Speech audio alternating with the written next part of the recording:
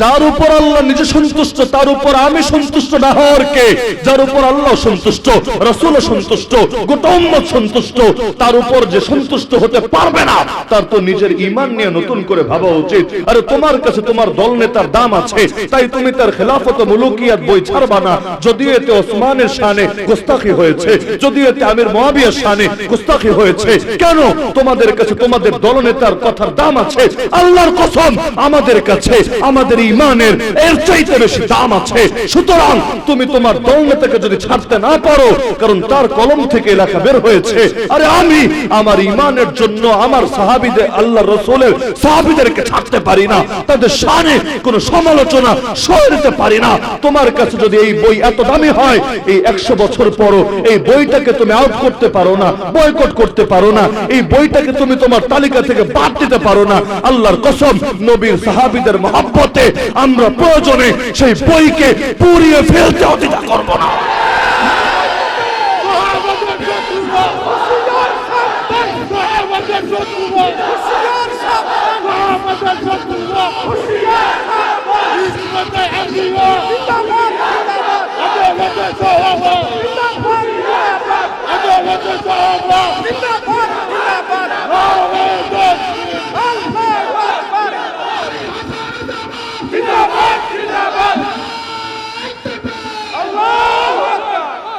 যাদের দ্বারা দ্বীনের খেদমত হয়েছে তাদের প্রতি আমাদের অন্তরে কোনো ঘৃণা নাই, কিন্তু আমরা আলেমদেরকে ভালোবাসি, পীর মাশায়েখকে ভালোবাসি।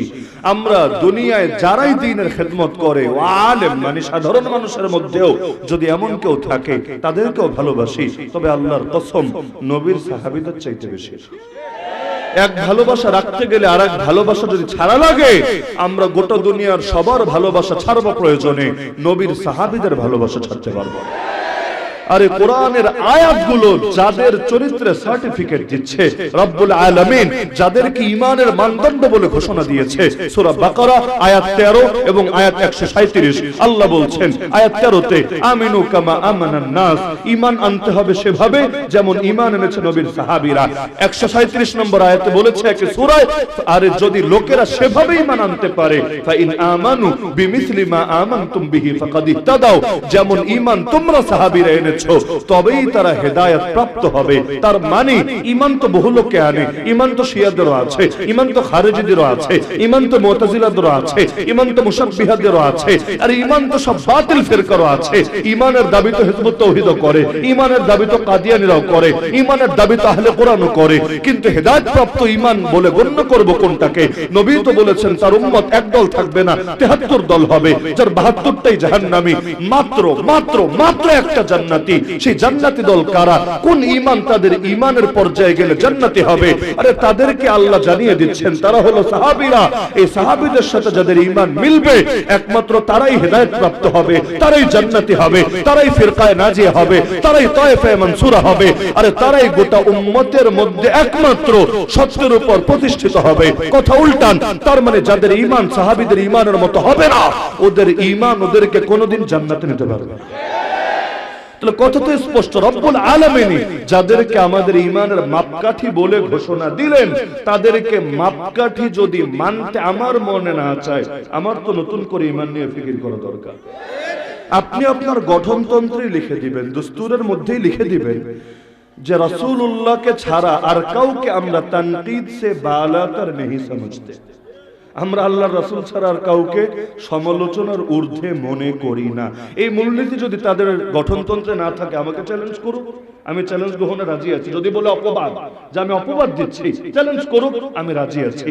কিন্তু আমি খুলে খুলে দেখাতে পারবো যে স্পষ্ট লেখা আছে যে আল্লাহর রাসূল ছাড়া আর কাউকে সত্যের মাপকাঠিও মনে করি না, প্লাস আল্লাহর রাসূল ছাড়া আর কাউকে তানকিদ সে বালাতর, এর বাংলা আমাকে শেখান। তানকিদ সে বালাতর नहीं समझते, সমালোচনার ঊর্ধ্বে মনে করি না মানে কি? যে আমরা আল্লাহর রাসূল ছাড়া বাকিদের সমালোচনা করতে পারি, নাউযুবিল্লাহ। তাও আপনার জবান আবু বকরের সমালোচনাকে জায়েজ মনে করে, ওমরের সমালোচনাকে জায়েজ মনে করে, ওসমানের সমালোচনাকে জায়েজ মনে করে, আলীর সমালোচনাকে জায়েজ মনে করে, কিন্তু আমরা যদি আপনার সমালোচনা করি, আপনার অনুসারীরা এটাকে জায়েজ মনে করে না, এই বৈষম্য তো মেনে নেওয়া যায় না। আপনি নবীর সাহাবীদের দিকে স্বাধীন মতামত চর্চার নামে তীর ছুটতে পারবেন, এটা আপনার জন্য বৈধ। কিন্তু আমরা দালিলিক ভাবে আপনার দিকে দুই একটা তীর ছুটতে পারবো না, এটা আমাদের জন্য বৈধ হবে না। তখন আমরা হিংসুক হব, আমরা অহংকারী হব, আমরা দলন্ধ হব, আমরা আকাবের পূজারী হব। আল্লাহর কসম, এটা ডাবল স্ট্যান্ডার্ড আর ভান্ডামি ছাড়া কিছু না।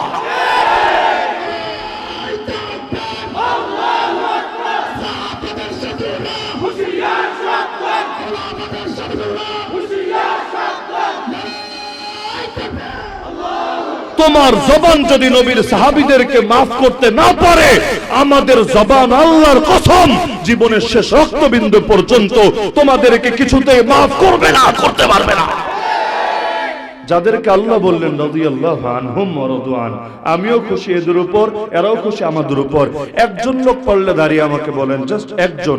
এই যে আল্লাহ ব্যাপকভাবে বললেন আমি সব সাহাবীর উপর খুশি, তারাও আমার উপর খুশি, আমিও তাদের উপর সন্তুষ্ট, তারাও আমার উপর সন্তুষ্ট, এই তালিকা থেকে একজন মাত্র সাহাবী বাইরে আছে, বাকি আছে এমন একজনের নাম জানলে আমাকে বলেন। যে একজন সাহাবীকে বাদ দিয়া বাকি সবার ব্যাপারে আম্মান হুসানুল বাদ, একজন সাহাবী বা দুইজন সাহাবী বা 10 জন সাহাবী বাদ এই তালিকার মধ্যে নাই, নাকি সবাই একমত যে রাদিয়াল্লাহু আনহুম সব সাহাবীর ব্যাপারে প্রযোজ্য? তো যদি মানেনি রাদিয়াল্লাহু আনহুম সব সাহাবীর ব্যাপারে প্রযোজ্য, উলাইকা কাতাবা ফি কুলুবিহিমুল ঈমান, আল্লাহ তাদের অন্তরে ঈমান গেঁথে দিয়েছেন, সব সাহাবীর ব্যাপারে প্রযোজ্য। একইভাবে আলজামাহুম কালিমাতাত তাকওয়া, আল্লাহ তাদের জন্য ঈমানের কালিমা অবধারিত করে দিয়েছেন, সবার জন্য প্রযোজ্য। একইভাবে হাব্বাবা ইলাইকুমুল ঈমান, আল্লাহ তাদের কাছে ঈমানকে প্রিয় করে তুলেছেন, সবার জন্য প্রযোজ্য। একইভাবে উলাইকা হুমুল মুফলিহুন, আরে তারাই সফলকাম, সবার জন্য প্রযোজ্য। উলাইকা হুমুল ফাইজ, তারাই কামিয়াব, সকলের জন্য প্রযোজ্য। উলাইকা হুমুল মুমিনুনা হাক্কা, তারাই প্রকৃত মুমিন, সকলের জন্য প্রযোজ্য। উলাইকা হুমুর রাশিদুন, তারাই সঠিক পথ প্রাপ্ত, সকলের জন্য প্রযোজ্য। আরে কত বলবো, বলতে চাইলে রাত শেষ হবে, তবু কোরআনের দলিল শেষ হবে না, যেখানে আল্লাহ তাদেরকে হেদায়েত প্রাপ্ত ঘোষণা করেছেন, জান্নাতে ঘোষণা করেছেন, আর সুসংবাদ প্রাপ্ত ঘোষণা করেছেন, সন্তুষ্টি প্রাপ্ত ঘোষণা করেছেন, ঈমানের মডেল ঘোষণা করেছেন, আমলের মডেল ঘোষণা করেছেন। তো রব্বুল আলামিন যদি তাদের সকলের উপর সন্তুষ্ট হতে পারেন, তাহলে আমি আপনি সন্তুষ্ট হতে পারবো না কোন দুঃখে? রব্বুল আলামিন যদি তাদেরকে মাহফুজ বানান, মাগফুর বানান, অর্থাৎ যাদেরকে হেফাজত করা হয়েছে, যাদের সব পাপ ক্ষমা করে দেওয়া হয়েছে, তো যেই পাপ ক্ষমা হয়েছে, যেই পাপ থেকে তওবা হয়েছে, ওই পাপ নিয়ে সমালোচনা করার আপনি কে? হ্যাঁ বলবেন হাদিসের কিতাবে আছে, ইতিহাসে আছে, আমি মুখে আনতে পারবো না কোন দুঃখে? না পারবেন না, অবশ্যই পারবেন না, কারণ সেখানে এসেছে সংকলন হিসাবে, কিন্তু আপনি মুখে তুলছেন সমালোচনা হিসাবে। আপনিও হাদিসের কিতাব লেখেন, সেখানে যদি সহিহ সূত্রে পান সংকলন করা লাগে আপনার, সংকলন করেন, কিচ্ছু বলবো না। আমরা অতীতেও বলি নাই কাউকে হাদিস সংকলনের কারণে, কিন্তু আলাদা করে একটা একটা করে জাতির সামনে আনবেন, আর মানুষ দুদিন পর পর টিটকারি মারতে শুরু করবে। না হলে আর এমন এমন টিটকারি গত এক সপ্তাহে আল্লাহর নবীর সাহাবীদেরকে মারা হয়েছে, এরপর যে আসমান জমিন এখনো স্বাভাবিক আছে, এটাই বহুত কিছু। যেই সাহাবী জিনা করেছেন তাকে সত্যের মাপকাঠি মানা, সাহেবদেরকে অভিনন্দন। ভাবতে পারছেন কোন পর্যায়ে ঘৃণা হলে মানুষ মুখে এই কথা বলতে পারে? আরে নবীর বড় একটা অংশ সাহাবী, এক সময় তারা কাফের ছিলেন, কাফের ছিলেন, মুশরিক ছিলেন। কেউ কেউ নিজের হাতে নিজের মেয়েকে জ্যান্ত দাফন করেছেন, কেউ কেউ নিজের সৎ মায়ের সাথে পর্যন্ত জিনা করেছেন। তাতে কি? অতীত তো অতীত, আল্লাহ তো এগুলো মাফ করেছেন, আল্লাহ সাত্তার, তিনি এগুলোকে ঢেকে দিয়েছেন। তা আপনি নতুন করে খুঁচিয়ে খুঁচিয়ে এগুলো বের করার কে? কারো কথা থেকে প্রধানমন্ত্রীর সামনে যদি সামান্য অশ্রদ্ধা প্রকাশ পায়, অথবা অতীতের কোন নেতা যে দুনিয়া থেকে চলে গিয়েছে কিন্তু দেশের জন্য তার অবদান আছে, এমন কারো প্রতি সামান্য অশ্রদ্ধা প্রকাশ পায়, তার নামে আইসিটি মামলা হয়ে যায়, বছরের পর বছর তাকে কারাগারে থাকতে হয়। তো দুনিয়ার কোন নেতার উপর অশ্রদ্ধা প্রকাশ পেলে যদি তোমাদের চেতনা আঘাত লাগে, তো নবীর কোন সাহাবী, আদনা থেকে আদনা সাহাবীর উপরও যদি সামান্য অশ্রদ্ধা প্রকাশ পায়, আমাদের ঈমানে আঘাত না লেগে থাকতে পারে কিভাবে?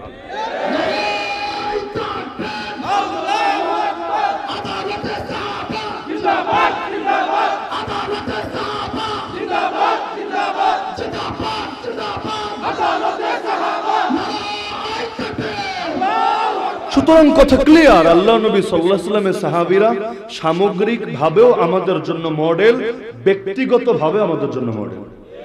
এখন যদি বলে অমুক জিনা করেছে, তমুক এটা করেছে, তিনিও মডেল, আমি বলবো আল্লাহর কসম তিনিও মডেল। বলবেন কিভাবে? আপনিও গুনাহ করবেন?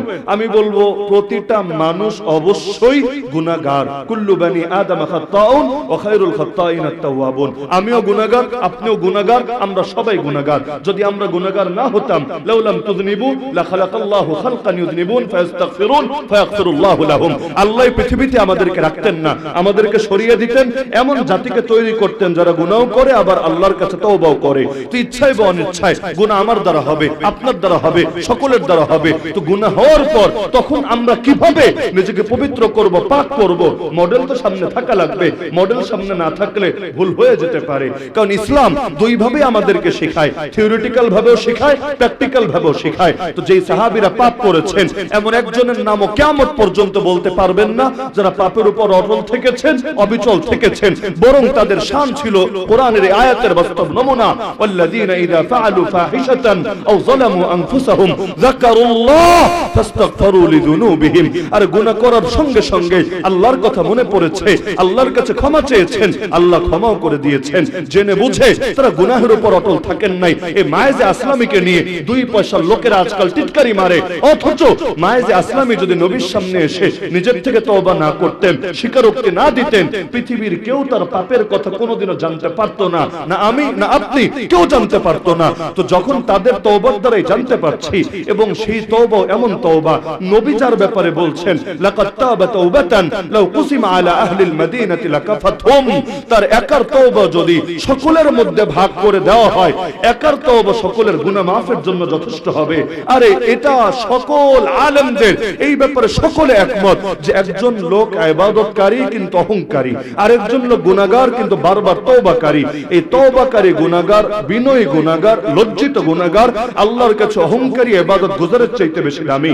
ইন্নাল্লাহা ইউহিব্বুত তাওয়াবিন, যারা বারবার তওবা করে আল্লাহ তাদেরকে বড় ভালোবাসেন। তো এই কোরআনের মধ্যে আল্লাহ রাসূল সাল্লাল্লাহু আলাইহি ওয়াসাল্লামের সাহাবীদের ব্যাপারে এত কিছু বলার পর এরপর তাদের ব্যাপারে যারা অন্তরে দুশমনি রাখে, আরে কোন মাযহাবের ফতোয়া লাগবে না, আলিয়া কওমিয়া তাবলিগি পিশাব কারো ফতোয়া লাগবে না, কোরআনের আয়াত যথেষ্ট তাদের ব্যাপারে হুকুম লাগানোর জন্য।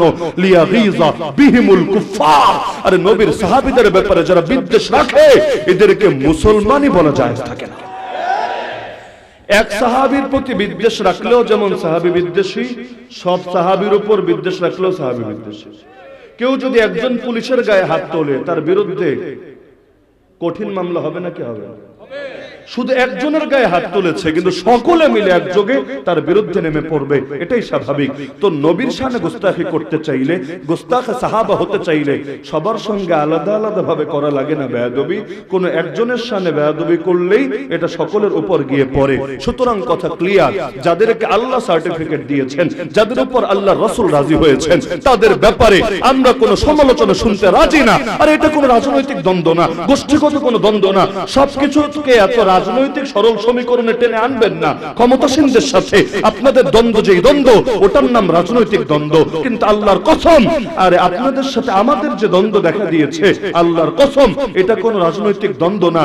যদি রাজনৈতিক দ্বন্দ্ব হতো অন্তত আমার মতো পাপী এখানে কখনোই জড়িত হতো না, কারণ রাজনীতির রস সাথে আমার দূরতম সম্পর্ক নেই। এটা তো সবাই জানে। আমি কি রাজনৈতিক লোক? রাজনৈতিক কোন সংগঠনের সাথে আমার কোন ধরনের দূরতম কোন কানেকশন আছে? যদি না থাকে আমি এখানে ইনভলভ হলাম কিসের জন্য? তার মানে এটা রাজনৈতিক দ্বন্দ্ব না, ঈমানি দ্বন্দ্ব। সুতরাং কথা ক্লিয়ার, আমরাও চাই ঐক্য হোক, চান না? আমরাও চাই ভালোবাসা কায়েম হোক। কারণ বড় ঝুঁকি এসেছে আমাদের মাথার উপর, নাস্তিক্যবাদী ফিতনা, উগ্র হিন্দুত্ববাদী ফিতনা, সেকুলার ফিতনা, শিক্ষা ব্যবস্থার মধ্যে কত ধরনের ফিতনা। আরে আমাদেরকে একসঙ্গে মিলে লড়াই করতে হবে। যত বড় ঐক্য কায়েম করতে পারবো এই লড়াই আমাদের জন্য তত সহজ হবে। আমরাও চাই না দ্বন্দ্ব হোক, আপনারাও চান না দ্বন্দ্ব হোক, সমাধান সহজ। আল্লাহর নবীর সাহাবীদের ব্যাপারে শ্রদ্ধাশীল হন, তাদেরকে ঈমানের মডেল, আমলের মডেল, আখলাকের মডেল মেনে নেন, স্পষ্ট ঘোষণা দেন আমাদের গঠনতন্ত্রে ভুল আছে, ভুল মানুষই করে, আমরা এখন থেকে এটাকে চেঞ্জ করব। আমরা বলবো যে নবীর সাহাবীরাও সমালোচনার ঊর্ধ্বে, তাদের সমালোচনা জায়েজ নাই। একইভাবে খেলাফত ও মুলুকিয়াত এই বইকে ব্যান করব, বয়কট করব, প্রয়োজনে এটাকে পুড়িয়ে ফেলবো, এটাকে নিসাব থেকে বিতাড়িত করব। ঘোষণা দিয়ে দেন, আল্লাহর কসম আপনাদের সাথে আমাদের কোনো দ্বন্দ্ব থাকবে না, কিন্তু নিসাব পাল্টাবেন না, আরে মূলনীতি চেঞ্জ করবেন না, বরঞ্চ মূলনীতিকে ঠিক রাখতে সাহাবীদের দোষ খুঁজে খুঁজে বের করবেন আর মানুষের সামনে সাহাবীদেরকে কলঙ্কিত করবেন। আল্লাহর কসম জান চলে গেল আমরা কিছুতেই মুখ বন্ধ রাখব না।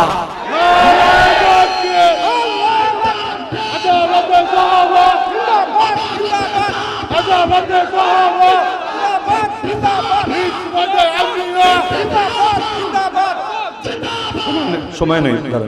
তো এখন এই যে আদালতে সাহাবা বিষয়ে কথা বলতে গিয়ে, জি 1 মিনিটে শেষ করো। আচ্ছা ঠিক আছে। আখিরু দাওয়ানা আলহামদুলিল্লাহ রাব্বিল আলামিন।